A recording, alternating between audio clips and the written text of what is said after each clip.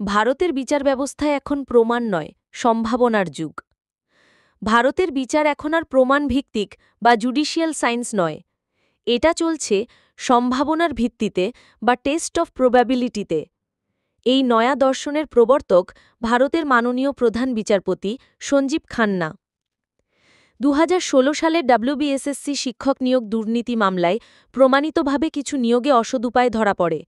CBI তদন্ত করে তাদের বিরুদ্ধে রিপোর্ট দেয়। কিন্তু যাদের বিরুদ্ধে সিবিআই কিছু প্রমাণই পায়নি, তাদের ক্ষেত্রেও শাস্তি এসেছে, কারণ সম্ভাবনা আছে তারা দুর্নীতিতে যুক্ত থাকতে পারে। এটাই কি ন্যায় বিচার? যেখানে প্রমাণ নেই সেখানে সন্দেহের বশে শাস্তি? তাহলে আমরা কি জুডিশিয়াল সায়েন্সের বদলে জুডিশিয়াল প্রবাবিলিটি নাম দেব? এটাই কি আধুনিক বিচার ব্যবস্থার নতুন সংজ্ঞা? আজ প্রশ্ন একটাই, বিচার প্রমাণে হবে না সন্দেহে?